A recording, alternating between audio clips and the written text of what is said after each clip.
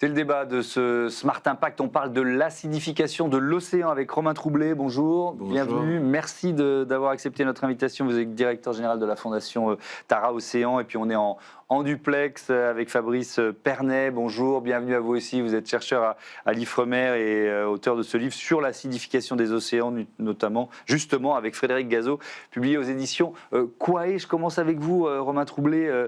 Il y a des expéditions de la fondation Tara Océan qui parcourent le globe depuis quoi, plus de 20 ans, c'est ça? 22 ans, oui. Et alors, on pourrait parler de toutes les limites planétaires, mais parlons de celle-ci, de l'acidification. Vous l'avez vu évoluer, vous l'avez vu, cette limite planétaire dépassée, progresser malheureusement. Nous, on l'a pas mesuré en tant que tel, parce qu'on s'est pas tout le temps intéressé à ce sujet-là, mais on a mesuré des paramètres qui permettent de la calculer, effectivement.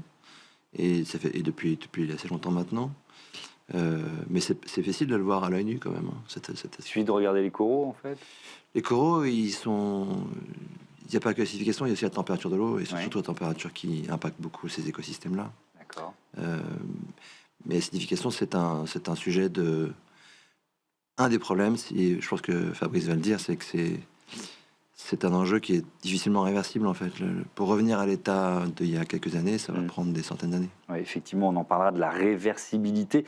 Fabrice Pernet, comment on calcule je me suis posé cette question toute simple en préparant l'émission. On dit, OK, on a dépassé la 7e limite planétaire, et là, en l'occurrence, celle de l'acidification. Comment vous le calculez, ça ?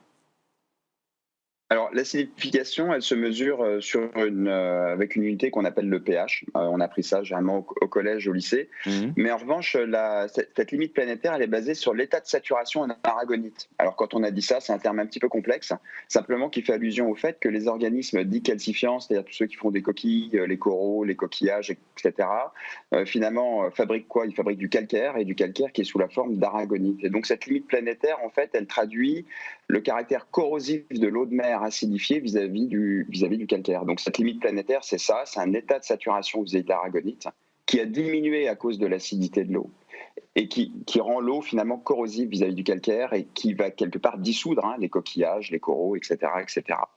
Selon l'UNESCO, environ 30% des coraux tropicaux pourraient disparaître d'ici 2050. Si évidemment on reste dans les scénarios actuels. Vous avez un peu cité des groupes d'organismes marins, Fabrice Pernet. Est-ce qu'il y en a qui sont plus vulnérables encore que d'autres face à cette acidification ?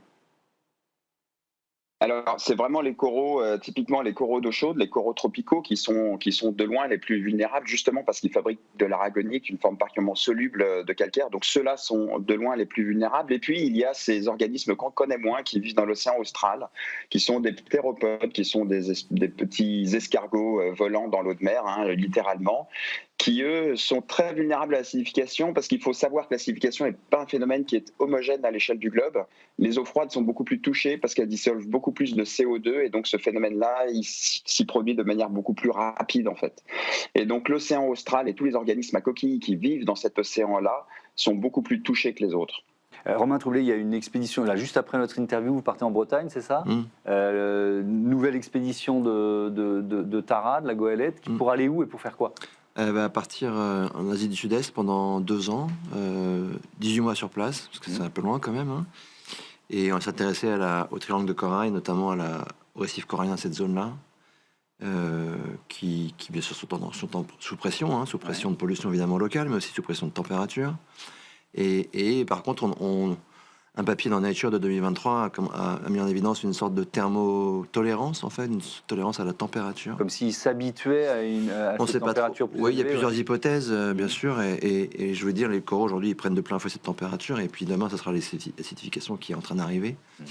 Et donc, l'idée est d'aller partir avec le CNRS, avec beaucoup de chercheurs. Il y a 40 laboratoires de 20 pays qui sont impliqués dans cette mission, et qui va à la fois faire de la recherche sur ces sites pendant 18 mois et comprendre pourquoi, quels sont les moteurs de cette résistance, tolérance. On va voir. À chaque fois qu'il y a une mission, parce que vous êtes venu plusieurs fois nous en parler ici, des programmes Tara Océan, il y a aussi le programme Tara Microbiome. En fait, on détecte, on découvre une richesse quand même microbienne qui est immense, qui était peut-être insoupçonnée. On continue d'apprendre, quoi. C'est ça, cet espace qu'est l'océan qu'on connaît si mal. Oui, on fait ça avec plein de chercheurs, avec l'IFREMER, avec le CNRS, avec plein de laboratoires. Et évidemment que la technologie aussi a donné de nouvelles loupes, en fait, pour voir différemment la planète. Et depuis quelques années maintenant, depuis 2 décennies, on commence à voir des organismes non plus par leur forme, non plus par la vision, mais par leur molécule, par leur ADN, et on arrive à même savoir ce qu'ils font, quelles sont les fonctions qu'ils mettent en œuvre, quelles sont les voies métaboliques qui sont activées dans l'océan à l'instant T. C'est le début, je crois qu'on est en train de découvrir notre ignorance déjà, et puis après, savoir qui est là, c'est la première étape. Je pense qu'on est en train d'avoir un peu qui est là. Maintenant, c'est de savoir comment ça marche. Alors là, c'est une complexité qui est bien supérieure à la cellule, à l'atome, à la cellule. On parle des écosystèmes, des interactions entre espèces. Et d'écrire ça, c'est, je pense, essentiel pour décrire comment notre monde va changer et comment trouver aussi des réponses à tout ça. Fabrice Pernet, il y a effectivement la question de la réversibilité, c'est-à-dire que voilà, moi je vois souvent quand on parle de biodiversité, on nous dit il suffit de laisser la nature tranquille et finalement elle reprend ses droits assez vite. Là en l'occurrence on parle d'acidification, c'est quoi? C'est un phénomène qui a été, peut-être que je me trompe, mais long ou très long, ou alors finalement assez rapide, et ce qui est sûr c'est que ça va mettre beaucoup de temps pour éventuellement revenir en arrière. Alors en fait, il faut voir que l'acidification, c'est souvent ce qu'on décrit comme étant l'autre problème du CO2. Autrement dit, l'acidification est très fortement corrélée d'une certaine manière au réchauffement, parce que les deux ont la même cause. C'est trop de CO2 dans l'atmosphère, trop de CO2 dans l'atmosphère, trop de CO2 dans la mer, et donc une acidification. Et en fait, quelque part, l'acidification se produit à peu près au même rythme que le réchauffement. C'est ça que je veux vous dire.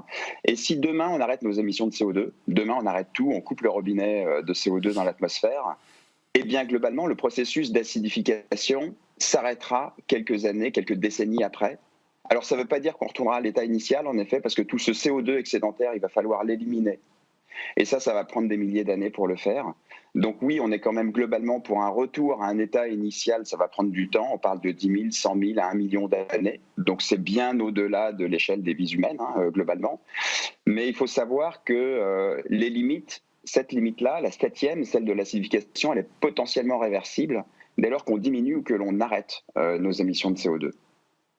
Et ça, c'est encourageant parce que quelque part, la balle est dans notre camp, en fait. Oui, effectivement. Même si arrêté, on voit bien qu'on on célèbre aujourd'hui les 10 ans des accords de Paris. Voilà, on n'y est pas, et loin de là. Même si le rythme d'émissions de gaz à effet de serre, alors, il continue de progresser, mais beaucoup moins vite que dans la décennie précédente. Un chiffre encore sur puisqu'on a bien compris que c'était lié très clairement au réchauffement, océan et réchauffement, et les océans, où l'océan absorbe plus de 90% de l'excès de chaleur lié au réchauffement climatique depuis les années 70. Là aussi, Romain Troublé, est-ce que c'est un amortisseur naturel, l'océan, c'est ça? Mais il a ce rôle-là, est-ce qu'il atteint ses limites, d'une certaine façon? Ses limites, oui, on voit bien qu'il est sous stress, sous pression, en fait. Et ses limites planétaires, c'est un peu... faut vraiment les prendre comme un bilan sanguin, en fait. Où vous avez à droite, sur la colonne de droite, vous avez des petits chiffres qui vous disent que vous êtes en dehors des limites. Attention, vous êtes au-dessus, quoi. Et quand on est au-dessus, il faut consulter, quoi. Et donc on en est là aujourd'hui, c'est que, attention, alerte, on est en train de prendre une mauvaise trajectoire. Et tout le monde le sait, mais là, ça met des chiffres et c'est plus pragmatique. Et puis je voudrais qu'on parle peut-être allez-y. Pour revenir sur l'accord de Paris, où on fête les 10 ans aujourd'hui, avant l'accord de Paris, la trajectoire de l'humanité à 2100, c'était plus de 4 degrés. 10 ans après l'accord de Paris, la trajectoire est de 2,4 degrés.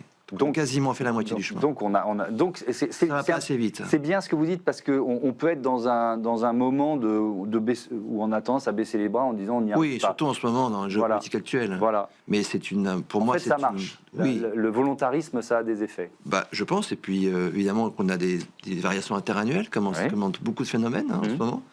Mais que la tendance est quand même à l'engagement. Et on voit bien que le monde économique, pour la plupart, ont bien compris que leur survie de demain, il devait changer. Par contre, ça ne va pas assez vite, et évidemment, comme le dit Fabrice, il faut réduire cette émission et déjà les stabiliser, ça serait déjà fantastique. Et Et après, il faut les réduire. Avec peut-être une question, Fabrice Pernet, parce que là, ça peut sembler un peu, discussion de scientifique, là, mais sauf que ce dont on parle, ça a quoi? Des conséquences sur la chaîne alimentaire, notamment? Oui, alors en fait, c'est vrai qu'on parle des coquillages et des coraux, et du coup, on a du mal à imaginer à quel point l'écosystème marin va être bouleversé. Il faut aussi imaginer qu'il y a des espèces de phytoplancton, des algues microscopiques, des petits végétaux, dont tous les organismes dépendent, se nourrissent, qui vont être touchés. C'est donc la base de la chaîne alimentaire marine, finalement, qui est touchée quand on touche le phytoplancton. Et ça aura des répercussions, du coup, jusqu'au plus haut du sommet de la chaîne alimentaire, jusqu'aux super prédateurs, etc., etc. Donc l'acidification des océans va toucher des groupes d'organismes dont certains sont clés, sont des ingénieurs quelque part des écosystèmes. Et en touchant ces organismes-là, c'est finalement toute la chaîne alimentaire, tout le réseau alimentaire qui est touché, toute la biodiversité. L'acidification des océans, il faut le voir comme ça, c'est à terme une perte de biodiversité. Une perte de biodiversité, et puis aussi pour toutes les populations des pays côtiers qui dépendent des ressources marines, c'est aussi un impact direct, Romain. Bien sûr, mais quand vous regardez l'exemple, Fabrice a pris l'exemple des coraux, les récifs coralliens, mais les récifs coralliens, c'est une symbiose qui est sensible à l'acidification, bien sûr, mais qui est symbiose qui construit des villes sous-marines dans lesquelles 30% de la biodiversité est abritée. Donc, ça, c'est la première chose, biodiversité. Puis ces récifs coralliens, ils protègent beaucoup d'îles et beaucoup de populations de l'érosion par les grosses vagues du Pacifique qui viennent décimer des côtes, etc. Donc, en fait, derrière tout ça, c'est pas que des histoires de biologie et d'espèces magnifiques dans l'océan. C'est une histoire de notre histoire. C'est-à-dire que comment on comprend à un moment donné que notre vie, c'est la même c'est l'importance que le vivant, que tout ça est lié et que on est en train de scier la branche sur laquelle on est assise. C'est-à-dire cette planète, elle est formidable. Et c'est un miracle.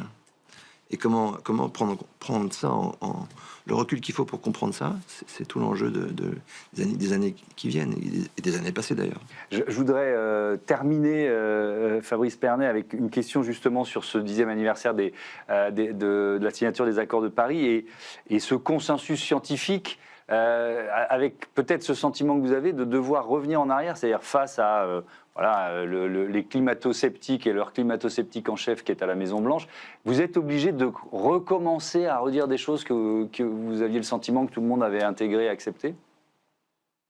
Alors en fait non, parce qu'on n'a jamais arrêté. En vérité, on n'a jamais arrêté de dire les choses, parce qu'il y a toujours eu du scepticisme. Alors aujourd'hui, on parle de déni, c'est plus du scepticisme, comme vous l'avez dit. Plus que consensus, il y a unanimité globalement sur le changement climatique et sur le fait que l'homme aujourd'hui en est la cause. Il n'y a pas de doute là-dessus. Et donc, quand les gens n'y croient pas, on ne parle plus de scepticisme, parce que scepticisme, ça veut dire qu'il y a du débat, qu'il y a de la controverse et qu'il y a des données contradictoires. Là, c'est vraiment pas le cas. Donc, on parle plutôt de déni. Et donc, quelque part, il faut continuer à dire ce qu'on a toujours dit, mais avec beaucoup plus de force, parce qu'on a affaire à des gens pour lesquels il y a plusieurs types de vérités. La science en est une parmi d'autres, et c'est ça qui est très très grave, alors que la science, c'est finalement la manière d'être le plus proche possible d'une forme d'objectivité. Merci beaucoup, merci à tous les deux, à bientôt sur Bismart for Change. Bon voyage à la goélette Tara vers l'Asie du Sud-Est. Et puis Fabrice, regardez votre livre sur l'acidification des océans avec Frédéric Gazeau est aux éditions Et on passe tout de suite au grand entretien de ce Smart Impact. Et si vous changiez de regard sur les cités de banlieue?